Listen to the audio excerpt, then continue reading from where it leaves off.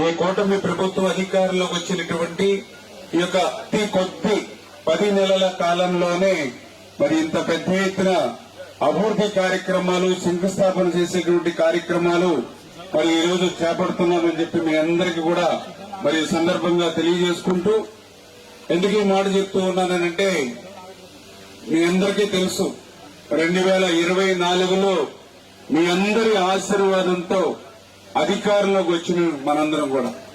కానీ ఎటువంటి పరిస్థితుల్లో అధికారంలోకి వచ్చాం మనం? గత 5 సంవత్సరాల పాలన ఎట్లా ఉందో మీరందరూ కూడా మర్చిపోతూ ఉన్నారు రోజులు గడిచే కొద్దీ. 5 సంవత్సరాలు నియంతృత్వమైనటువంటి పాలన, నిరంకుశత్వమైనటువంటి పాలన, ప్రజా వేదికను కూలగొట్టడంతో ప్రారంభమైనటువంటి పాలన. ఎంత దుర్మార్గంగా ఆ రోజునటువంటి ముఖ్యమంత్రి వ్యవహరించారనంటే, ఆయన ముఖ్యమంత్రిగా ప్రమాణ స్వీకారం చేసినటువంటి మొదటి 10 రోజుల్లోనే ప్రజావేదికలో ఉదయం మీటింగ్ పెట్టుకుని సాయంత్రం ప్రజావేదికని కూలగొట్టేయండి ఆదేశాలు ఇచ్చినటువంటి ముఖ్యమంత్రి గత పాలనలో. మీ అందరికీ తెలుసు మన దేశంలో గాని, మన రాష్ట్రంలో గాని, మన సమాజంలో మనందరం ఎట్లా ఉంటామో. కనీసం మనకు హాని చేసేటువంటి పామును కూడా చంపడానికి 1-4 సార్లు ఆలోచిస్తాం చాలా మంది. విష సర్పాన్ని కూడా చంపడానికి 10 సార్లు ఆలోచిస్తాం మనం. అటువంటి దేశం ఈ దేశం. అటువంటి దేశంలో మరి ఆ రోజు ముఖ్యమంత్రి జగన్మోహన్ రెడ్డి గారు ఉదయం మీటింగ్ పెట్టుకుని సాయంత్రం ప్రజావేదికని కూలగొట్టేయండి అని అంటే, మొన్ననే ఆ ప్రజావేదికని కూలగొట్టి 5 సంవత్సరాలైంది, ఇంకా శిథిలాలు అక్కడే ఉన్నాయి. చంద్రబాబు నాయుడు గారు ఏదైతే నివసిస్తున్నటువంటి ప్రక్కన. అంటే మీకు గమనించండి ఏ రకమైనటువంటి క్రూరత్వమైనటువంటి పాలన. మొన్న చంద్రబాబు నాయుడు గారు కూడా ముఖ్యమంత్రి అయ్యారు. మరి ఈయన ముఖ్యమంత్రిగా ప్రమాణ స్వీకారం చేసిన తర్వాత ఏ పని చేశారు? మొట్టమొదటిసారిగా పోలవరం ప్రాజెక్టుకు వచ్చాడు ఆయన.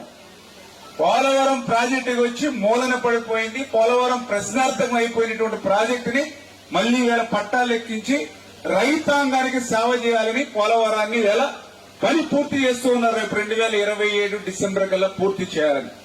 మరి ఆయన మొదటి 10 రోజుల్లో ప్రజావేదికని కూలగొడితే, ఈయన మొదటి 10 రోజుల్లోనే పోలవరాన్ని మళ్లీ పట్టాలు ఎక్కించారు. అంటే ఆ ముఖ్యమంత్రికి ఈ ముఖ్యమంత్రికి ఉన్నటువంటి తేడా ఏంటనేది, ఆ విధ్వంసానికి ఈ నిర్మాణానికి ఉన్నటువంటి తేడా ఏంటనేది అదే ఒక ఉదాహరణ మీ అందరికి కూడా. మరి ఆ రోజు సరిగ్గా ఆనందంగా సంతోషంగా మరి నవ్వుకోవడానికి కూడా స్వేచ్ఛ ఉండేది కాదు. కొన్ని బాధ వస్తే కన్నీళ్లు పెట్టుకోవడానికి కూడా స్వేచ్ఛ ఉండేది కాదు ఆ రోజు 5 సంవత్సరాలు. మరి ఈ రోజు ఈ 10 నెలల 12 నెలల్లో చూస్తూ ఉన్నారు ఎంతో స్వేచ్ఛాయుతమైన పాలన, ప్రజాస్వామ్యబద్దంగా ఈ రోజు పాలన సాగుతున్నటువంటి పరిస్థితి. అందులో భాగంగానే ఈ రోజు పెద్ద ఎత్తున మరి సంక్షేమ కార్యక్రమాలు, పెద్ద ఎత్తున అభివృద్ధి కార్యక్రమాలు ఈ రాష్ట్రంలో జరుగుతూ ఉన్నాయి. మీరు కూడా చూస్తూ ఉన్నారు. అధికారులకు వచ్చిన వెంటనే పింఛన్లు మీ అందరికీ తెలుసు. ఈవేళ 3,000 రూపాయల వృద్ధుల వితంతుల పింఛను 4,000 రూపాయలకి పెంచిస్తూ ఉన్నాం. 200 రూపాయల పింఛన్ని 2,000 రూపాయలు చేసింది ఎవరు? చంద్రబాబు నాయుడు గారు. 200 రూపాయల పింఛన్ని 2,000 రూపాయలు చేసింది చంద్రబాబు నాయుడు గారు. మరి తర్వాత 2,000 రూపాయల పింఛన్ని 3,000 రూపాయలు చేస్తానని చెప్పినటువంటి గత ముఖ్యమంత్రి ఆ 1,000 రూపాయలు పెంచడానికి ఎంతకాలం పట్టిందమ్మా? 1,000 రూపాయలు పెంచడానికి ఎంతకాలం పట్టింది? 5 సంవత్సరాలు పట్టింది. 5 సంవత్సరాలు 1,000 రూపాయలు పెంచడానికి 5 సంవత్సరాలు పట్టింది. 250 లెక్కన 5 సంవత్సరాలు పట్టింది. మధ్యలో ఓ సంవత్సరం 2,000 కూడా పెంచలేదు. మళ్ళీ మనం వచ్చాం అధికారంలో. మనకెంత సమయం పట్టింది? మొదటి నెల మొదటి తేదీన. అది కూడా ఎక్కడిస్తా ఉన్నాం? మీ గడప దగ్గర ఇస్తూ ఉన్నాం, మీ ఇంటి దగ్గర ఇస్తూ ఉన్నాం. ఆ పింఛను కూడా సాక్షాత్తు రాష్ట్ర ముఖ్యమంత్రి చంద్రబాబు నాయుడు గారు సైతం ఆ పేదవాడి ఇంటికి వెళ్లి ఆ 4,000 రూపాయలు 6,000 రూపాయలు ఆ పింఛను ఇంటి దగ్గర అందజేస్తూ ఉన్నారు.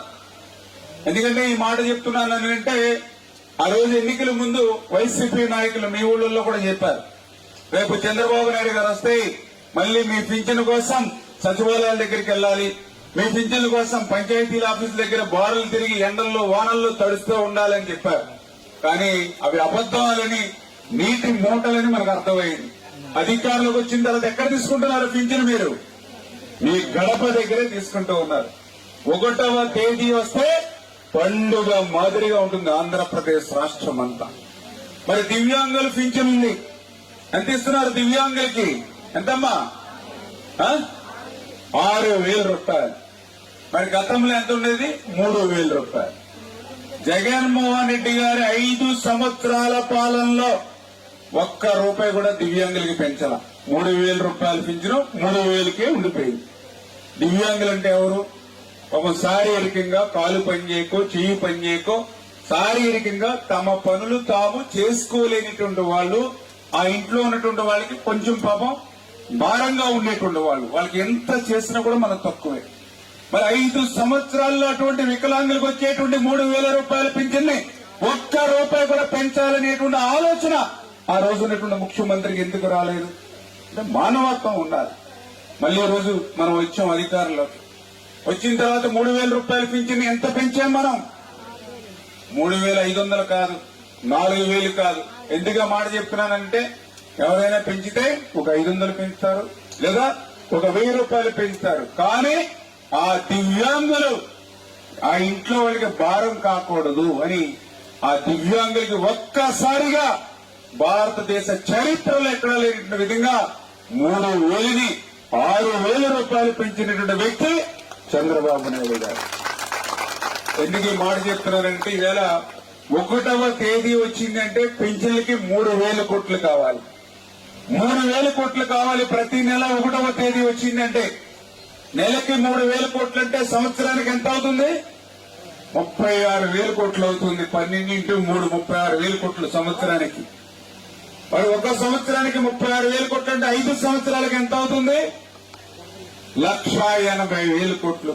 ఏది? ఒక్క పింఛన్లకే 1,80,000 కోట్ల రూపాయలు ఇవాళ ఈ ప్రభుత్వం ఖర్చు పెడుతుంది. 1,80,000 కోట్లు అంటే 3 పోలవరం ప్రాజెక్టులు కట్టచ్చు ఆ అమౌంట్ తోటి. అంతటి అమౌంట్ ఈవేళ వృద్ధులకి, వితంతులకి, దివ్యాంగులకి ఇస్తా ఉన్నాం ఆంధ్రప్రదేశ్ రాష్ట్రంలో.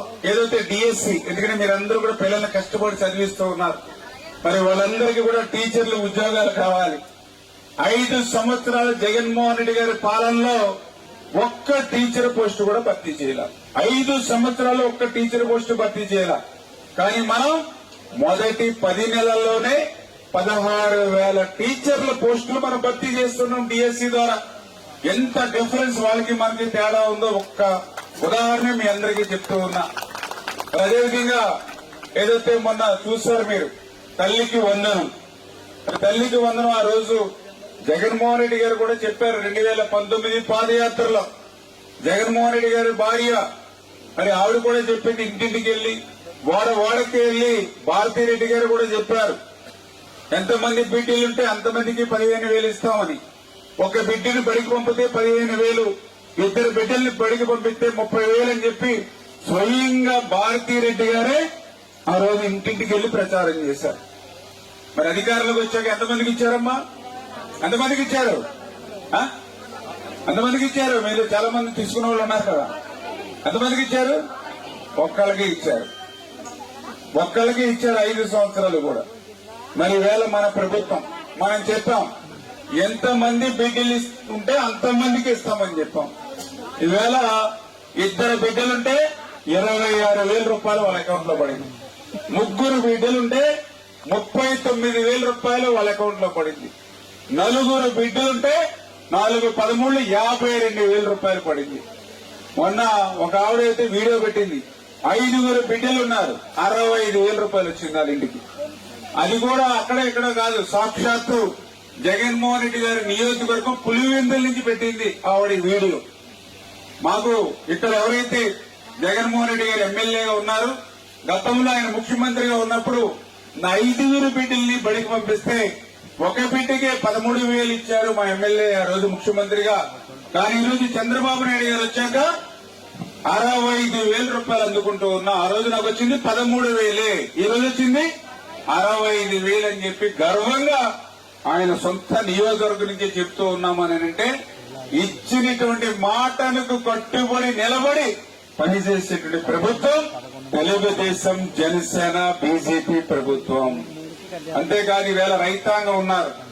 రైతాంగానికి కూడా ఈరోజు పెట్టుకోవచ్చున అది ఏదైతే కేంద్రంతో పాటుగా 20,000 రూపాయలు సంవత్సరానికి పెట్టుబడి సాయంగా కూడా మరి ఈ నెలలోనే మరి అందజేయాలనేటువంటి ప్రక్రియ కూడా శ్రీకారం చుడుతూ ఉన్నాం. కేంద్రం ఎప్పుడు అకౌంట్లో వేస్తే వెంటనే ఆ 20,000 రూపాయలు మరి యొక్క సంవత్సరానికి పెట్టుబడి సాయంగా రైతులకు కూడా ఇచ్చేటువంటి అన్నదాత సుఖీభావ కార్యక్రమాన్ని కూడా మొదలు పెడుతున్నామనే విషయాన్ని కూడా ఈ సందర్భంగా గుర్తు చేస్తూ ఉన్నాం. అదేవిధంగా మా మహిళా సోదరీమణులు ఎవరైతే ఉన్నారో మీకు కూడా ఒక మాట ఇచ్చాం. ఆ మహిళలకి ఆర్టీసీ బస్సులో ఉచితంగా ప్రయాణం, టికెట్ లేకుండా ఫ్రీగా మహిళలకు ఏదైతే మనం ఇస్తామని చెప్పామో అది కూడా రేపు ఆగస్టు 15వ తేదీ నుంచి మహిళలకు కూడా ఫ్రీగా ఉచితంగానే ఆర్టీసీలో జిల్లా పరిధిలో మరి ఉచితంగా ఇచ్చేటువంటి కార్యక్రమం కూడా శ్రీకారం చుట్టబడుతూ ఉంది. అంటే ఇన్ని సంక్షేమ కార్యక్రమాలు వచ్చినటువంటి 10 నెలల కాలంలోనే ఇన్ని సంక్షేమ కార్యక్రమాలు. అన్నా క్యాంటీన్లు మీ అందరికీ తెలుసు, 5 రూపాయలకే అన్నం పెట్టేటువంటి అన్నా క్యాంటీన్లు. ఉదయం 5 రూపాయలు టిఫిన్, మధ్యాహ్నం భోజనం 5 రూపాయలు, సాయంత్రం భోజనం 5 రూపాయలు. ఏమో 5 రూపాయలకి ఏమొస్తుంది ఇవాళ మార్కెట్ లో? ఒక డిస్పోజల్ ప్లేట్ కూడా రాదు. అంటే మీరు భోజనం చేయాలంటే మీకు ఎదురుగా టేబుల్ మీద వేసినటువంటి విస్తరి ఏదైతే డిస్పోజల్ ప్లేట్ ఉందో అది కూడా రాదు 5 రూపాయలకి. మరి అటువంటి 5 రూపాయలకి చాలా రుచికరమైనటువంటి భోజనం వేడిగా, నేను కూడా చాలా సార్లు అన్నా క్యాంటీన్ లో భోజనం చేశాను. చాలా టేస్టీగా ఉంది, చాలా వేడిగా ఉంది. మీరేదో ఆ పాలకొల్లు వచ్చినప్పుడు మీరు హాస్పిటల్ పని మీద వస్తారు, లేదంటే షాపింగ్ పని మీద వస్తారు, లేదంటే ఏదైనా ఆ బ్యాంకుల పని మీద వస్తారు. వచ్చినప్పుడు హోటల్కి వెళ్లి భోజనం చేయాలంటే 100-150 రూపాయలు భోజనానికి అవుతుంది. టిఫిన్ చేయాలంటే 50 రూపాయలు 70 రూపాయలు అవుతుంది. మరి అటువంటిది అన్నా క్యాంటీన్కి వెళ్తే 5 రూపాయలకే అంతకంటే రుచికరమైనటువంటి శుచికరమైనటువంటి భోజనం పెడుతూ ఉన్నాం. మరి 5 సంవత్సరాలు జగన్మోహన్ రెడ్డి ఎందుకు అన్నా క్యాంటీన్లు రద్దు చేశాడమ్మా? 5 సంవత్సరాలు పేదవాడు ఏం తప్పు చేశాడని అంటే ఈ రకంగా దయవుంచి ఆలోచన చేయమని కోరుతూ ఉన్నాం. ఎందుకంటే వైఎస్ఆర్సీపీ నాయకులు కూడా వచ్చి మళ్లీ అబద్దాలు, అసత్యాలు చెప్పి మళ్లీ మభ్యపెట్టాలని ప్రయత్నం చేస్తా ఉన్నారు మీ దగ్గర. మీరు టీవీ ఆన్ చేసినప్పుడు లేకపోతే మరి పేపర్లు చూసినప్పుడు చూస్తూ ఉన్నారు. మరి మళ్లీ మేము వస్తాం, కాలు తీసేస్తాం, కన్ను పొడి చేస్తాం, తల తీసేస్తాం, గొడ్డలతో నరికేస్తాం అంటూ ఉన్నారు. ఎవరైనా రేపు అధికారంలోకి వస్తే మేము ఇంకా ఇంత సంక్షేమం ఇస్తాం, ఇంత అభివృద్ధి చేస్తామని చెప్తారు.